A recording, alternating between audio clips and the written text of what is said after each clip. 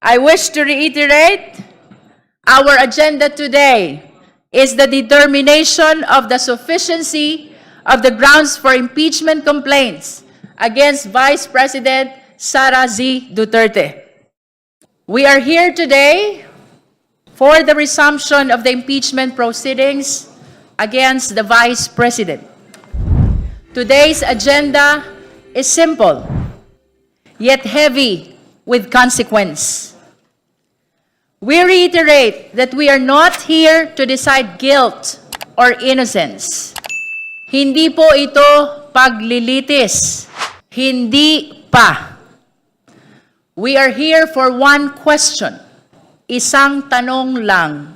May sapat bang batayan para ituloy ang proseso ng impeachment? That is the only question before us today. Are there sufficient grounds to proceed? Sufficient grounds. That is the question. Wala nang iba. Let us be clear. Today is not about judgment. Today is about justification. Hindi tayo huhusga. Titingnan lang natin kung may dahilan para magpatuloy. To recall, this committee began with 4 impeachment complaints. The first was set aside dahil sa posibleng paglabag sa 1-year bar rule. The second was withdrawn, with the complainants opting to support the third complaint, which brings us now to the third and fourth complaints, the Zaballa et al. Complaint and the Cabrera complaint. Both complaints underwent scrutiny. Both were tested. Pinag-usapan ng mabuti, pinagdebatehan ng matindi, sinuri sa bawat anggulo.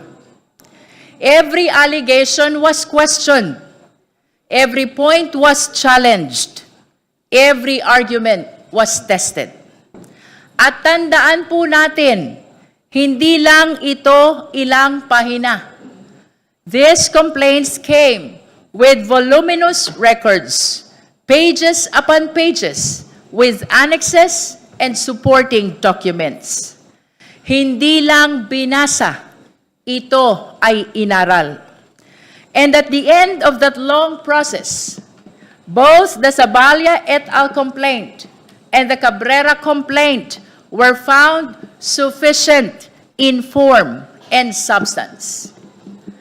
At bakit mahalaga iyon? Because the accusations are not trivial. They are serious, they are weighty, they demand answers.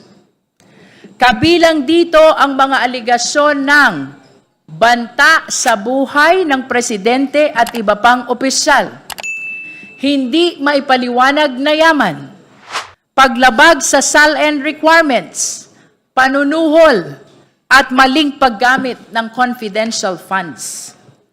Kung ganito kabigat ang mga paratang, hindi pwedeng manahimik. Kailangan itong sagutin.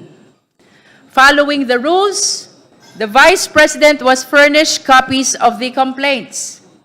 She was given the opportunity to respond. Iyan po ang due process. Sa proseso, lahat binibigyan ng pagkakataong magpaliwanag. And she responded.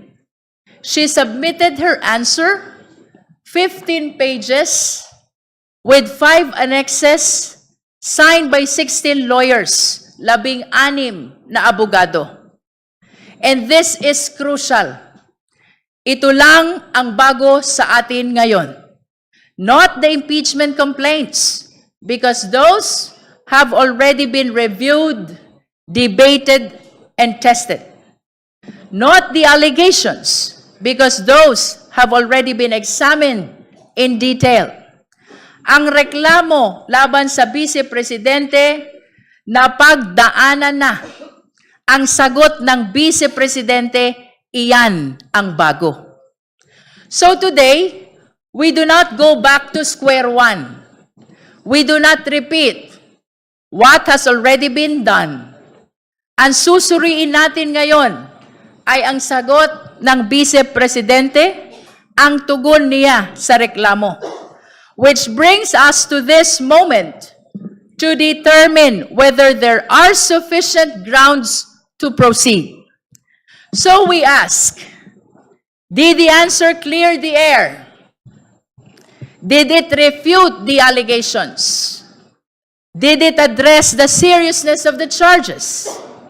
Because remember, when the accusations are heavy, the answer must be heavier. At ito ang sentro ng ating pag-uusapan ngayon. Hindi na ang reklamo, na pag-usapan na natin yan. Ang sentro ngayon ay ang sagot. Kung mabigat ang paratang, dapat matibay ang paliwanag. So we focus, esteemed colleagues, on the answer, on its clarity, on its sufficiency.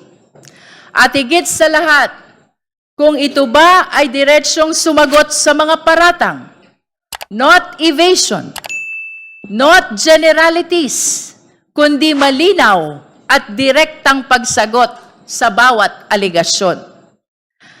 And at the end of the day, we return to the question, now that the answer is before us, do we still have sufficient grounds to proceed? Did the answer overturn our earlier finding of sufficiency in form and substance? Did it change anything? Did it weaken the case? Pagkatapos nating suruin ang sagot, may sapat pa rin bang batayan para ituloy ang proseso? Because if there is, then we move forward. If there is none, then we do not. Ang hustisya ay hindi minamadali, pero hindi rin pinipigilan. Iyan po ang tungkulin natin ngayon. At sa pagtupad natin sa tungkuling ito, manatili tayong nakatuon sa malinaw na tanong at sa malinaw na batas. Dahil sa huli, kung malinaw ang tanong at malinaw ang batas, dapat malinaw din ang ating paninindigan.